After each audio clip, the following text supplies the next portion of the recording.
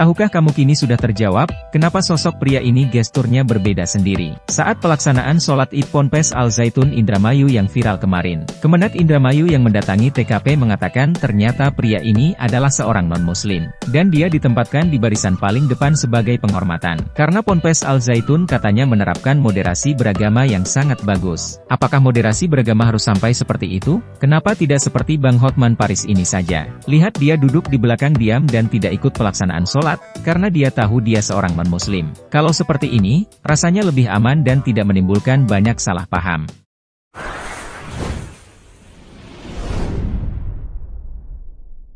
Dengan makhluk-makhluk Allah yang lain. Pernah suatu saat Nabi memuji ada seorang nakal itu, diterima tobatnya Allah karena di jalan ketemu anjing, kemudian ngasih minum anjing itu dan Allah mengampuni. Meskipun secara hukum usul fikih tidak bisa digeneralisir. Misalnya kalau minumin anjing 1 surga, kalau 100 tambah surga. Nanti lupa minumin manusia gara-gara kebanyakan minumin anjing gitu. Tapi apapun itu faktanya ada cerita di hadis seperti itu. Kemudian menyangkut komunitas internasional yang beberapa diantaranya tentu beda agama, beda keyakinan. Saya mau membacakan cerita di kitab Ar-Risalah Al-Qusairiyah. Jadi saya hanya membantu referensi-referensi yang diajarkan guru-guru kita. Ar-Risalah Al-Qusairiyah adalah kitab kesayangan Mbah Maimun karena dulu mbah beliau dapat ijazah dari Sayyid Umar Sato, kakaknya Sayyid Abi Bakar Sato yang punya kitab I'anatul Thalibin.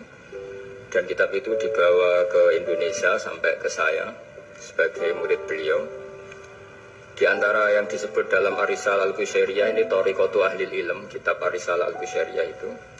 Saya baca nasnya atau ibaratnya atau teksnya. Sami'tu ba'dal ulama yaqulu istadhafa majusiyun Ibrahim al-Khalil alaihi salam faqala bisyarti an tuslima. Famarral majusiyu fa'awhallahu ta'ala ilaihi mundu khamsina sanatan nut'imuhu ala kufri. Falau nawal tahu lukmatan min ghairi antu talibahu bitahhiri dini. Famada Ibrahim alaihissalam ala athari hatta adrakahu wa atadara ilaihi fasalahu anisabab fadakara lahu dhalik fa aslamal majusiyu. Jadi suatu saat Nabi Ibrahim itu kan terkenal Abu Duyuf, orang yang mesti menservis tamu-tamu itu. Kita tahu dulu itu tidak ada warung, tidak ada hotel, tidak ada, ya pokoknya tidak ada mall. Sehingga kalau orang pergi itu kelaparan betul. Bahwa orang kaya pun kelaparan karena melewati padang pasir. Kalau sekarang kan orang mau sowan kiai makan dulu. Karena takutnya di rumah kiai kan makan sungkan. Jadi makan dulu nanti di kiainya tinggal pura-pura makan. Kalau dulu memang makan nih tamu itu wajib betul. Kalau tidak ya kelaparan betul tamu. Sehingga cerita suatu saat di antara tamu itu berakidah, berfaham majusi. Atau beragama majusi lah gampangannya itu. Terus Nabi Ibrahim nggak mau, saya mau ngasih makan syaratnya Anda harus Islam. Akhirnya orang ini putus asa kemudian meninggalkan Nabi Ibrahim. Saat orang itu meninggalkan Nabi Ibrahim, Allah memberi wahyu ke Nabi Ibrahim. Orang itu umurnya 50 tahun dan dia hidup karena tak kasih makan. Terus kata Allah, mundu khamsina sanatan nut'imuhu ala kufri. Saya yang Tuhan saja ngasih makan dia 50 tahun tanpa syarat dia harus Islam. Kamu baru dimintai makan sehari mensyaratkan Islam. Walhasil terus Nabi Ibrahim mengejar orang majusi itu, terus monggo makan di rumah saya. Singkat cerita terus orang majusi itu tanya, kenapa Anda berubah pikiran? Terus Nabi Ibrahim cerita bahwa beliau ditegur Allah kemudian harus melakukan itu. Jadi cerita-cerita seperti itu banyak. Dulu kita dengar para kiai sering cerita ketika seorang Yahudi rumahnya diusir Amr bin As untuk pembangunan masjid. Ketika lapor ke Sayyidina Umar, masjid itu yang mengambil tanahnya orang Yahudi harus dikembalikan ke orang Yahudi. Dulu guru-guru kita juga sering cerita Sayyidina Ali itu pedangnya dicuri sama orang Yahudi. Ketika ketemu di pasar atau di jalan, kemudian Sayyidina Ali yakin itu pedangnya, dilaporkan ke Qadhi Syurah. Setelah itu Sayyidina Ali diminta, buktinya apa? Saksinya siapa? Kalau itu pedang Anda, saksinya Hasan dan Husain. Tapi kata hakim, Sayyid Hasan Husain itu keluarga Anda, tidak sah jadi saksi. Zaman itu Sayyidina Ali masih berargumentasi, waqad qala Rasulullah sallallahu alaihi wasallam Hasanun wa Husainun sayyida syababi ahli jannah. Tapi kata Imam Surah tetap standar saksi itu tidak boleh dari keluarga. Singkat cerita, Qadhinya itu pakai standar hukum usul fikih, al-qaulu qaulu sahibil yad. Yang dibenarkan adalah yang sekarang megang barang itu ketika nggak ada saksi, al-musaddaq. Yang dibenarkan al-qaulu qaulu sahibil yad, yang dibenarkan yang megang barang itu. Singkat cerita dimenangkan oleh orang Yahudi tadi. Setelah dimenangkan, Sayyidina Ali agak kecewa, masa seorang Amirul Mukminin sidang di pengadilan negeri kalah. Tapi orang Yahudi tadi akhirnya insaf, sadar sampai masuk Islam, sampai beliau ngendikan bihadza taqumus sama wal ard, karena ini langit dan bumi berdiri karena keadilan itu. Jadi ini cerita-cerita referensi yang bisa menolong teman-teman siapapun berkomunitas internasional. Karena pikiran saya sederhana ya, al-ilmu yurisul ahwal, ilmu itu melahirkan sikap. Jadi kalau kita punya referensi yang cukup tentang toleransi, insya Allah kita hidup di mana saja punya toleransi, karena toleransi itu juga ajaran agama. Di antara yang diceritakan para guru-guru kita adalah ketika Nabi mau dibunuh oleh orang namanya Daksur atau Duksur, siapa nggak tahu KTP-nya, saya kiai kalau baca Daksur. Ketika beliau sedang santai di satu tempat, tahu-tahu ada orang yang mengambil pedangnya, kemudian bilang, "Mayyamna'uka minni ya Muhammad, sekarang Anda sama saya berdua, siapa yang bisa menghalangi kamu?" Nabi dengan rileks menghentikan Allah. Kemudian si Daksur ini gemetar, pedang jatuh, kemudian diambil Nabi. "Sekarang ya Daksur, mayyamna'uka minni, yang bisa menghalangi kamu siapa?" Orang itu bilang, "La ahada, tidak siapapun." Nabi dengan gampangnya fa'afa'anhu, Nabi memaafkan. Padahal ini jenis harbi, jenis orang yang jelas punya niat bunuh. Terus artinya kita yang ngaji di pesantren, saya ngaji di Mbah Maimun, punya Bapak Kiai Nur Salim, semuanya ngajarkan bahwa di mana-mana perang kekerasan itu ya karena kita diperangin. Udina lilladzina yuqatalun, karena kita diperangi kita boleh perang. Qatilul ladzina yuqatilunakum. Jadi yang boleh kita perangi ya zaman kayak kita dulu dijajah Belanda, dijajah Jepang zaman itu. Ketika sudah tidak ada penjajahan, ya alasan itu sudah hilang karena mereka tidak merangi kita. Jadi apa ya, perang ya ada konteks rasionalitasnya, damai juga ada konteks rasionalitasnya. Tapi karena kita punya tradisi referensi, teman-teman yang di Jerman tak bantu tadi ada kitab Arisalah Al-Qushairiyah, terus ada beberapa cerita-cerita tadi kayak tersebut. Kalau ayatnya jelas ya, jelas. Qatilul ladzina yuqatilunakum wa in janahu lisalmi fajnah laha wa tawakkal 'ala Allah. Bahkan seperti yang diceritakan Profesor Quraisy tadi, yang sedang kita benci pun bisa saja suatu saat teman. Dalam surat Mumtahanah itu atau Mumtahinah ada ayat asawwau ayyaj'ala bainakum wa bainal ladzina ataitum minhum mawaddah. Bisa saja orang yang sekarang kamu benci suatu saat kamu cintai. Wallahu qadir, itu Allah Maha Kuasa. Dan tadi saya menambahkan yang dikatakan Profesor Quraisy tentang belajar. Dulu Nabi itu enggak puasa Asyura. Tapi ketika datang ke Medina, orang-orang Yahudi itu puasa Asyura. Coba tanyakan ke mereka, kenapa puasa tanggal 10? Terus mereka menjawab, Yaumun najjawahu fi Musa, itu hari yang Allah menyelamatkan Nabi Musa. Terus fa'amara bisyami, kemudian Nabi menyuruh sahabat puasa. Artinya dulu itu segampang itu hidup, itu sesuatu yang baik, apa, ya sudah ditiru. Meskipun kita tahu Nabi itu tentu mustaqil bil ijtihad, Nabi itu orang yang mandiri. Tapi memberi percontohan kita betapa gampangnya kita seperti itu. Dulu ada seorang Yahudi yang meminta sama Sayyidah Aisyah dan dikasih. Ketika dikasih, dia mendoakan semoga kamu Aisyah selamat dari siksa kubur. Zaman itu Sayyidah Aisyah itu belum tahu tentang siksa kubur, sehingga beliau ingkar, nggak percaya. Tapi setelah Rasulullah datang dan diceritain Nabi, oh iya siksa kubur itu ada. Dan semenjak itu Nabi selalu istiadah minta perlindungan dari siksa kubur. Jadi dulu di komunitas-komunitas beda agama, sesuatu yang benar ya dibenarkan. Makanya kaidah umum dalam interaksi antar agama itu la tusaddiquhum wa la tukadzibuhum, ya kamu jangan bilang iya, jangan-jangan enggak, ya jangan bilang tidak, jangan-jangan iya. Jadi aturan ilmunya jelas, la tusaddiquhum wa la tukadzibuhum.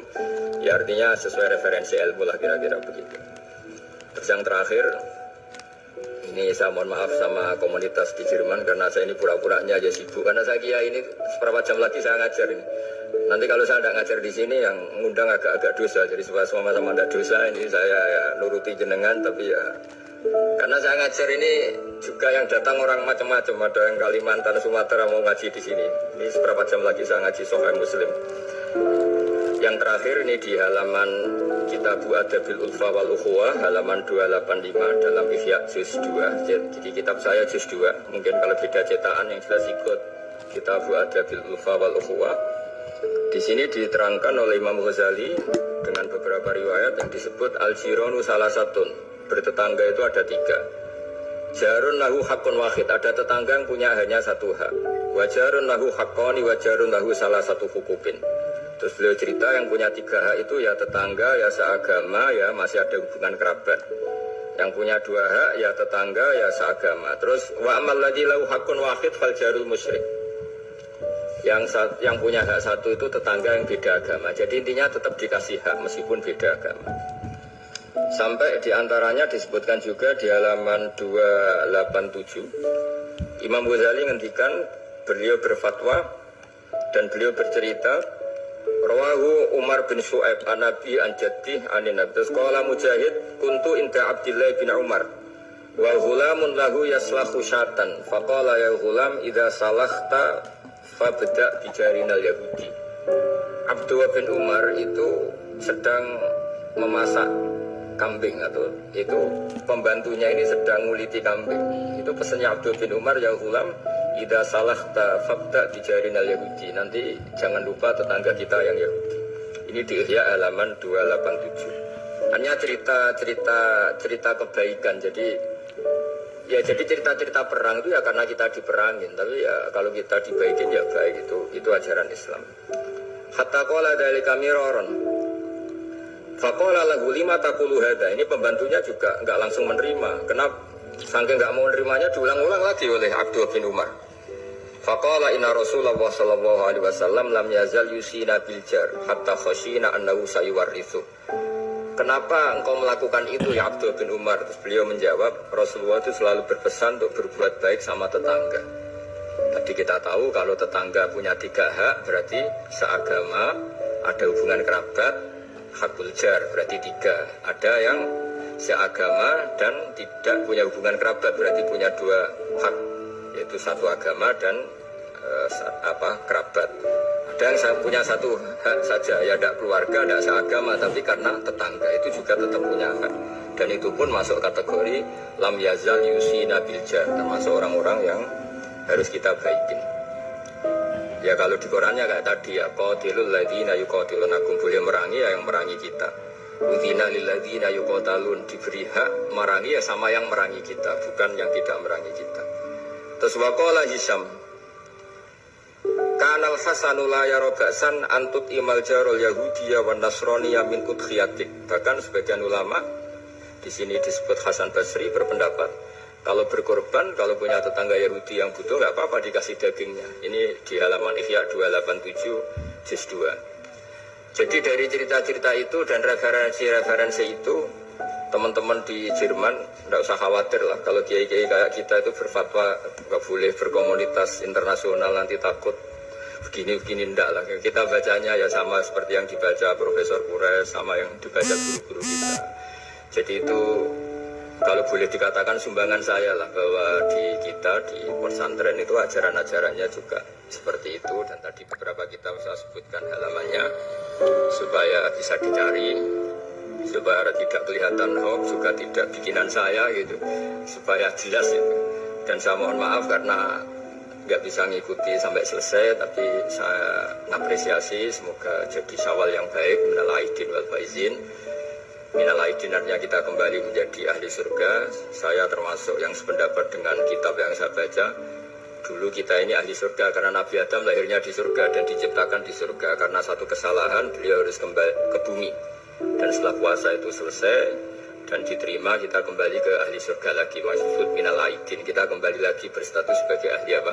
Surga. Dan itu dimulai dari saling memaafkan. Karena yang menghalangi masuk surga itu hak adami. Manusia itu kan paling kikir untuk memaafkan orang lain. Padahal kalau hak adami belum selesai itu Allah tidak mau memaafkan. Makanya syaratnya masuk surga harus kita saling memaafkan. Dengan cara seperti itu insya Allah kita minal aidin wal faizin. Jadi mohon maaf, sekali lagi mohon maaf karena Saya tidak bisa ngikuti sampai selesai karena saya harus ngaji. Karena bukan papa ya, memang harus. Andikan sunat itu mungkin saya tinggalkan. Mohon maaf sekali. Assalamualaikum warahmatullahi wabarakatuh. Namun Gus, satu saja Gus. Panjenengan pernah menyampaikan apabila kebodohan itu merusak, tetapi sok pintar itu jauh lebih merusak. Jadi mungkin panjenengan berkenan menyampaikan. Tentu ada bodoh yang benar-benar gak ditoleransi Allah Ta'ala, yaitu bodoh tentang Tuhan ya. Kita dikasih nikmat Allah, dikasih bumi untuk dipakai tanpa bayar, dikasih oksigen. Kemudian kita bodoh, gak tahu yang memberi siapa, itu kan bodoh betul. Tapi lebih merusak lagi ketika gak ngerti, mengklaim dirinya sebagai ngerti. Karena itu artinya kan sesuatu yang harusnya larangan dimengerti. Gara-gara kamu bilang itu ilmu, itu terus diilmukan. Jadi sesuatu yang salah tapi diilmukan. Itu lebih ngeri karena menyesatkan. Saya beri contoh misalnya begini ya. Kita di pondok itu kan ngaji jelimet lah. Jelimet itu ya detail gitu. Sehingga kita tahu lah bodoh yang paling gak toleransi itu bodoh tentang Allah. Sehingga ketika pertama kita ngaji, awalu wajibin alal insan ma'rifatullah. Pertama yang harus kita tahu itu Allah. Kita sebagai warga negara Indonesia aja tahu presidennya siapa, bupati kita siapa. Masa di buminya Allah tidak tahu yang bikin siapa, itu kan kebangetan. Itu bodoh, itu merusak. Terutama bodoh dalam hal-hal yang harus ngerti, yaitu tadi ma'rifatullah. Tapi juga ada yang lebih fatal lagi, tidak ngerti tapi menyesatkan dengan klaim ngerti. Itu yang umat Islam zaman Imam Ghazali itu selalu mengingatkan bahayanya filsafat yang menyesatkan. Misalnya teori tentang Tuhan. Tuhan itu logos terus begini itu jeluwimet. Sampai yang dengarkan aja nggak paham. Yang ngomong juga masih nggak paham, apalagi yang mendengarkan. Tapi itu kan mengkaburkan teori Tuhan yang sejelimet itu. Padahal Tuhan bisa ditemukan dengan cara yang mudah. Tuhan itu siapa? Ya, yang pokoknya yang menciptakan langit bumi ini namanya Tuhan. Tuhan itu siapa? Yang wujudnya paling awal itu namanya Tuhan. Tapi gara-gara diberi penjelasan seakan-akan jelimet ilmiah, padahal itu nggak benar, itu hanya nggak benar. Nah, itu lebih ngeri lagi karena orang akan bertuhan dengan cara yang salah. Ya kira-kira gitulah contoh ekstrimnya.